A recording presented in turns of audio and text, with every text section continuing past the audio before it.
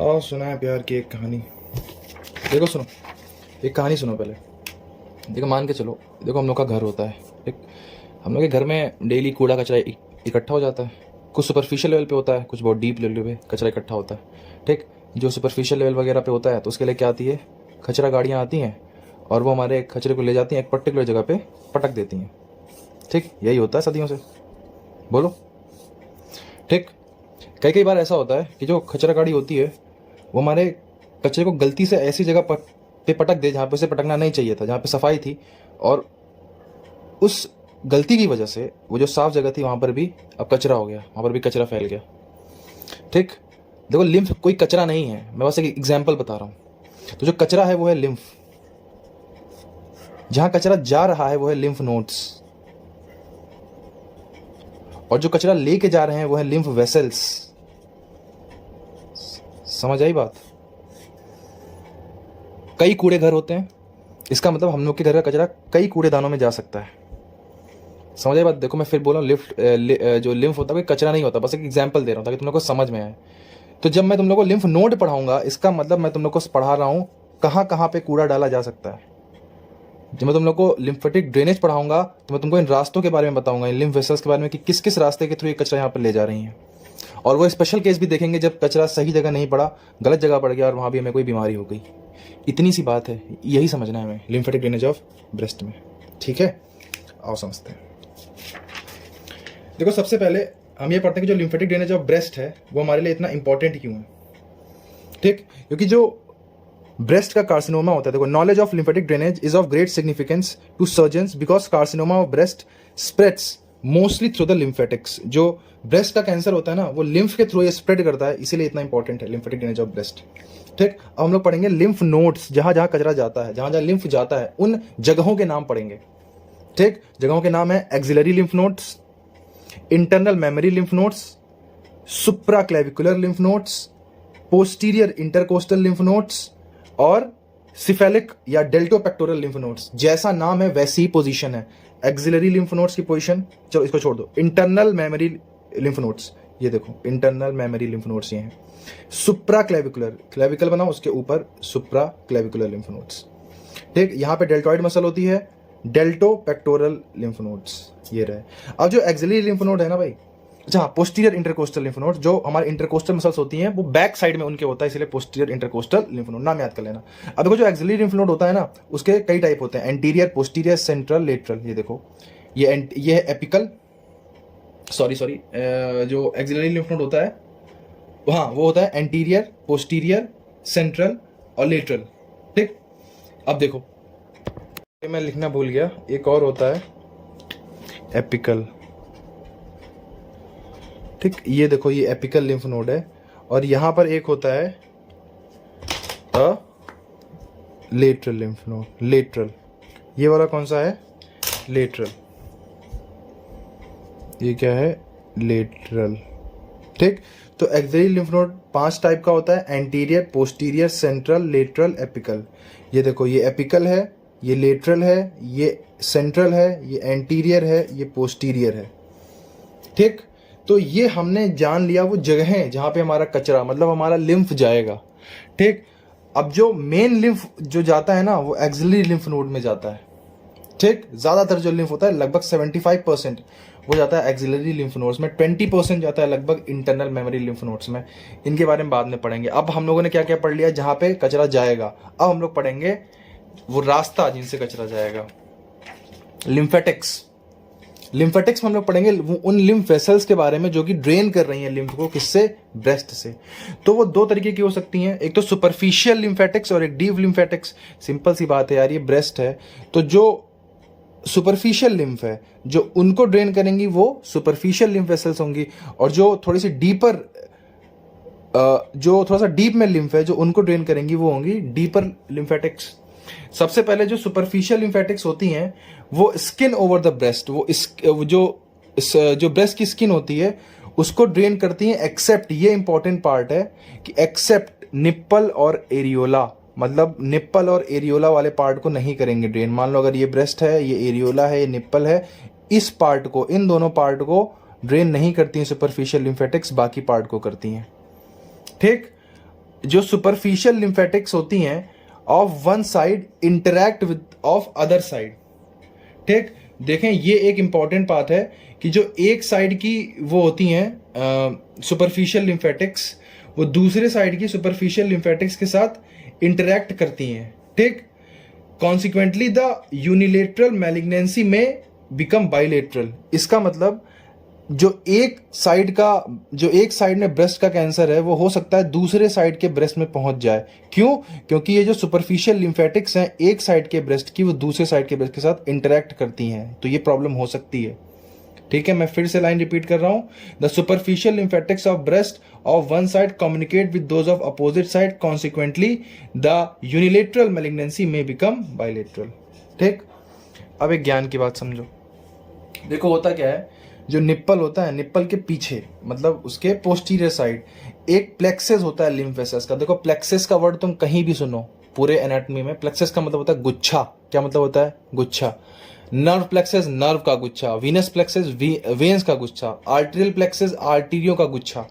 तो ऐसे ये क्या है, प्लेक्सेस। प्लेक्सल को जब भी तुम प्लेक्सेस वर्ड सुनो ना तो तुम समझो कि बस स्टैंड है। क्या है? प्लेक्सेस का मतलब होता है बस स्टैंड। मैं तो ऐसे समझता हूँ, प्लेक्सेस का मतलब बस स्टैंड। यहां से हर रूट के लिए तुम्हें बसें मिलेंगी। मतलब यहां से तुम्हें एक्सिलरी लिम्फ नोड में जाने के लिए बसें मिलेंगी, इंटरनल मेमोरी में जाने के लिए बसें मिलेंगी, पोस्टीरियर इंटरकोस्टल में जाने के लिए बसें मिलेंगी। हर जगह की बसें यहां से तुम्हें मिलेंगी। ठीक, तो ये एक इंपॉर्टेंट प्लेक्सेस होता है, इसे हम लोग बोलते हैं sub areolar plexuses of Sappey. Sub areolar plexuses of Sappey. Plexuses of lymph vessels present deep to the areola. कहां प्रेजेंट होता है? एरियोला के डीप, मैंने पहले बताया था। Drain most of the lymph in axillary lymph node. और यहां से ज्यादातर बसें कहां के लिए मिलती हैं? एक्सिलरी लिम्फ नोड के लिए मिलती है। मतलब यहां से ज्यादातर जो वेसल्स हैं वो एक्सिलरी लिम्फ नोड में जाती हैं। तभी मैंने कहा था कि मोर देन 75% ऑफ लिम्फ जो है वो एक्सिलरी लिम्फ नोड में ड्रेन होता है। समझ आई बात? तो ये एक ज्ञान की बात रही। अब आगे बढ़ते हैं। अब हम लोग पढ़ते हैं क्वाड्रेंट ऑफ ब्रेस्ट के बारे में। देखो ब्रेस्ट के 4 क्वाड्रेंट होते हैं। मान लो ये राइट ब्रेस्ट है, ठीक है, राइट ब्रेस्ट है, इसके 4 क्वाड्रेंट होते हैं। इसको सिंपल वो कर लो divide, upper medial quadrant, lower medial quadrant. मतलब हम लोगों ने ब्रेस्ट को 4 पार्ट में डिवाइड कर लिया। ये मीडियल साइड थी, लेटरल साइड थी, तो ये upper medial quadrant, lateral medial quadrant, sorry lower medial quadrant, upper medial, lower medial. ठीक, और ये upper lateral, lower lateral quadrant. ठीक, there are 4 quadrants of each breast, upper lateral, lower lateral, upper medial, lower medial. खत्म कहानी। ठीक, अब आते हैं हम लोग मेन पार्ट पे, मैकेनिज्म। ध्यान से देखें, ये यही आएगा एग्जाम में, इसको बहुत ध्यान से समझने की कोशिश करें। देखें जो लेटरल क्वाड्रेंट होता है, लेटरल क्वाड्रेंट मतलब जब मैं सिर्फ लेटरल बोलूं इसका मतलब मैं दोनों की बात कर रहा हूं। जब मैं स्पेसिफाई करूं कि अपर लेटरल या लोअर लेटरल तब मैं स्पेसिफाई करूंगा। वैसे जनरली जब मैं बोलूं लेटरल इसका मतलब इन दोनों की बात कर रहा हूं। लेटरल क्वाड्रेंट से जो ब्रेस्ट जो लिम्फ ड्रेन होता है, drained mostly in anterior axillary lymph node. कहां पे होता है? Mainly anterior axillary lymph node. देखो यार इसके पास ही तो है, ये एंटीरियर एक्सिलरी लिम्फ नोड है, ये लेटरल क्वाड्रेंट है, इसके पास है तो यहाँ पे ड्रेन हो गया। सिंपल सी बात, कॉमन सेंस की बात है। ठीक, नेक्स्ट जो मीडियल क्वाड्रेंट का लिम्फ नोड होता है वो इंटरनल मेमोरी लिम्फ नोड में ड्रेन होता है ऑफ बोथ साइड। ध्यान से देखो मैं क्या कहना चाह रहा हूं, ये डायग्राम देखो। जो मीडियल क्वाड्रेंट का है वो ड्रेन हो रहा है इंटरनल मेमोरी। ये क्या है? ये इंटरनल मेमोरी लिम्फ नोड्स हैं, इंटरनल मेमोरी लिम्फ नोड्स। लेकिन तुम एक चीज नोटिस करो, इस साइड के भी हो रहा है और क्रॉस करके उस साइड भी जा रहा है। मतलब दोनों साइड जा रहा है लिम्फ, राइट साइड भी जा रहा है और मतलब राइट में तो जा ही रहा है, लेफ्ट में भी जा रहा है। तो मैंने वही लिखा है कि मीडियल क्वाड्रेंट से जो लिम्फ ड्रेन होगा वो internal mammary lymph node of both side में जाएगा। खत्म कहानी। Next, some lymph vessels from lower lateral quadrant of breast follow posterior intercostal artery and drain in posterior intercostal lymph vessel. बकवास बात है, बस तुम इस क्वाड्रेंट के बारे में एक खास बात याद कर लो कि इस क्वाड्रेंट का लिम्फ अकेला, इस क्वाड्रेंट का लिम्फ कहां जाता है? पोस्टीरियर इंटरकोस्टल लिम्फ नोड्स में जाता है। ठीक, क्वाड्रेंट देखो, some lymph vessels from the lower lateral quadrant of breast follow posterior intercostal artery. वो पोस्टीरियर इंटरकोस्टल आर्टरीज को फॉलो करती हैं लिम्फ वेसल्स, और कहाँ पे ड्रेन करती हैं? पोस्टीरियर इंटरकोस्टल लिम्फ नोड्स में। खत्म। ठीक, बस यहीं से कहाँ पे जाता है? पोस्टीरियर इंटरकोस्टल लिम्फ नोड्स में। खत्म कहानी। ठीक, इसके बारे में तुम्हें एक खास बात मालूम पड़ी कि ये क्या करता है? ये पोस्टीरियर इंटरकोस्टल आर्टरीज को लिम्फ वेसल फॉलो करती हैं और कहाँ पे ड्रेन करती हैं? पोस्टीरियर इंटरकोस्टल लिम्फ नोड्स में। खत्म। अब आते हैं नेक्स्ट, बहुत इंपॉर्टेंट पॉइंट है, महा इंपॉर्टेंट पॉइंट। देखो, जो लोअर मीडियल क्वाड्रेंट होता है, मतलब ये वाला क्वाड्रेंट, लोअर मीडियल क्वाड्रेंट, इसकी कुछ लिम्फ वेसल्स इतनी खतरनाक होती हैं भाई साहब, इतनी डेंजरस होती हैं कि वो एंटीरियर एब्डोमिनल वॉल को फाड़ देती हैं, उनको फाड़ देती हैं, उनको चीर के जाती हैं। एंटीरियर एब्डोमिनल वॉल जो होती है वो 6 लेयर से मिलकर बनी होती है। सोचो, इन 6 लेयर्स को क्रॉस करके, इनको क्रॉस करके वो जा रही हैं और कम्युनिकेट कर रही हैं सब डायाफ्रैग्मेटिक, जो डायाफ्राम के नीचे लिम्फ नोड हैं, और सब पेरिटोनियल, जो अभी आप लोग पढ़ोगे जब एब्डोमेन पढ़ोगे पेरिटोनियम के बारे में, तो पेरिटोनियम के अंदर, तो जो पेरिटोनियम के नीचे लिम्फ नोड्स हैं, अभी बस फिलहाल ध्यान रख लो कि एब्डोमेन में एक चीज होती है पेरिटोनियम। ठीक, उस पेरिटोनियम के जो पीछे लिम्फ नोड्स हैं और जो डायफ्राम के नीचे लिम्फ नोड्स हैं, मतलब डायफ्राम के नीचे और पेरिटोनियम के पीछे जो लिम्फ नोड्स हैं उन तक पहुंच जाते हैं। लोअर मीडियल क्वाड्रेंट की कुछ vessels pierce anterior abdominal wall which is made up of 6 layers and communicate with सब डायाफ्रैग्मेटिक एंड सब पेरिटोनियल लिम्फ प्लेक्सेस। अब ये बहुत काम की चीज है, अभी आगे बताएंगे। ठीक, अब लास्ट पॉइंट पढ़ें, lymph vessels from deep surface. और जो लिम्फ वेसल्स जो ब्रेस्ट का डीप सरफेस होता है, ये देखो, ये डीप सरफेस है ना, ये ब्रेस्ट मान लो था, ये था सुपरफिशियल पार्ट, ये था deep part. Lymph vessels from deep surface pierces clavipectoral fascia, pierce करती हैं क्लेवी पेक्टोरियल फेशिया को, and drain into axillary lymph node. ये मैं आपको डायग्राम में दिखा देता हूं। ये देखो, जो ब्रेस्ट का डीप लिम्फेटिक्स था वो देखो पायर्स कर रहा है किसको? क्लेवी पेक्टोरियल फेशिया को, और ये किस में ड्रेन कर रहे हैं? Apical group of axillary nodes. ये कौन सा है? Apical group of axillary nodes, इसमें एक्सिलरी लिम्फ नोड्स। देखो, कहानी बिल्कुल कचरा थी, मैंने कुछ तुम लोग को ऐसा खास नहीं बताई रॉकेट साइंस। लेटरल क्वाड्रेंट का anterior axillary lymph node, medial quadrant का इंटरनल मेमोरी, दोनों साइड। ठीक, और जो लोअर लेटरल का था उसकी खास बात क्या थी कि वो कुछ पोस्टीरियर इंटरकोस्टल आर्टरीज को फॉलो करके इंटरकोस्टल लिम्फ नोड्स में पोस्टीरियर वाले लिम्फ दे रहा है।